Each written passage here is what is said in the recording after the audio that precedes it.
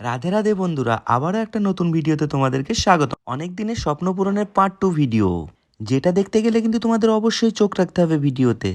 নবদ্বীপে আমরা যে দোকানে গিয়েছিলাম সেই দোকানে কত সুন্দর মূর্তি, সেগুলো আমি আগের ভিডিওতে আপনাদেরকে দেখিয়েছি। আবারও নতুন করে আর একবার দেখিয়ে দিচ্ছি। এই দোকানে অনেক অনেক সুন্দর সুন্দর মূর্তি ছিল। গোপালের মূর্তি ছিল, রাধা গোবিন্দের মূর্তি ছিল, শিবলিঙ্গ ছিল, আরও অনেক রকম মূর্তি ছিল সেখানে। কিন্তু মূর্তি থাকলে কি হবে, আমরা যে মূর্তিটা নেব সেটা কে, সেটা হচ্ছে আমাদের গোপুসোনা, লাড্ডু গোপাল। ওহ কি কিউট না!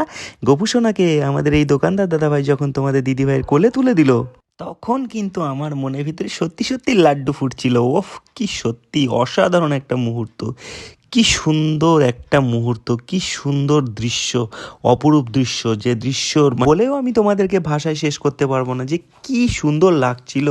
যাই হোক, গোপুসোনাকে যখন নেওয়া হয়ে গেল, তারপরে কি করতে হবে, গোপুর জন্য কিন্তু আমি দৌড় মেরে চলে গেলাম বাজারে ড্রেস কিনতে। ড্রেসটা কিনে নিয়ে এসে দেখো, আমি এই যে অরেঞ্জ কালারের একটা ফুল প্যান্ট আর একটা ফুল টি শার্ট পরিয়ে দিচ্ছি গোপুসোনাকে। অরেঞ্জ কালারের টি শার্টটা পরানোর পরে গোপুসোনাকে কেমন লাগছে, তারপরে দেখো গোপুসোনার মা গোপুসোনাকে কিভাবে আদর করছে, সেটা দেখে কিন্তু মনা বাবা ভীষণ খুশি হচ্ছিল। মনা বাবাও জানে গোপুসোনার কিন্তু ছোট ছোট কিন্তু মোজা জুতোও কেনা হয়েছিল, সেই জুতোগুলোই কিন্তু পরানো হচ্ছিল গোপুসোনাকে।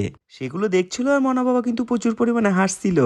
তারপরে মনা বাবা ওর মার কাছে চাইলো, মা গোপুসোনাকে দাও। গোপুসোনাকে মনা বাবা কিন্তু কোলে নিল, আর কোলে নেওয়ার সঙ্গে সঙ্গে মনা বাবা বলছে, আমি পাচ্ছি না গোপুসোনাকে নিতে। আবার ওর মা নিয়ে নিল। গপুকে কিন্তু অনেক অনেক আদর করছিল। ওই যে আমাদের ছোট্ট গোপুসোনা, তো আমাদের যে দুই গোপুসোনা আছে, গোপুসোনা কি নাম রাখবো তোমরা অবশ্যই কমেন্টে জানিও। এরপরে আমাদের গোপুসোনা নেওয়া হয়ে গেল, নিয়ে আমরা চলে আসলাম আমাদের নবদ্বীপ স্বরূপগঞ্জ ঘাটে। নবদ্বীপ স্বরূপগঞ্জ ঘাটে এসে তোমাদের দিদিভাই ড্রেসটা চেঞ্জ করে নিল, এবং চেঞ্জ করার পরে ঘাটে জলে নামলো। জলে নেমে গঙ্গার জল মাথায় একটু ছিটিয়ে নিল। ছিটিয়ে নিয়ে উপরে আসতেই দেখে বাবা ভোলানাথের মন্দির। হর হর মহাদেব, জয় শিব শম্ভু। ভোলানাথের মন্দির, যেখানে সোমবার ছিল, দিনটি খুব সুন্দর দিন, আর বাবা ভোলানাথের মাথায় জল ঢালবে না, তাই কি কখনো হয়? যেহেতু সোমবারে শিব পুজো করে তোমাদের দিদিভাই সারা বছর, তো যাই হোক, শিব পুজোটাও করা হয়ে গেল। শিব পুজো করে এবার আমরা কোথায় আসবো, আমরা আবারও নবদ্বীপের স্বরূপগঞ্জ ঘাট পার হবো। যেভাবে আমরা এসেছিলাম সেইভাবে আমরা পার হবো।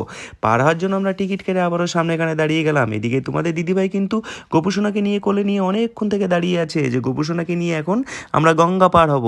আর তোমাদের দিদিভাই যেখানেই যাচ্ছে গোপুসোনাকে নিয়ে সেখানেই পাক ঘুরছে, কেননা ওর এতটা আনন্দ লাগছে মনের ভিতরে, যেখানেই যাচ্ছে শুধু সেখানেই কিন্তু পই পই করে কিন্তু ঘুরছে।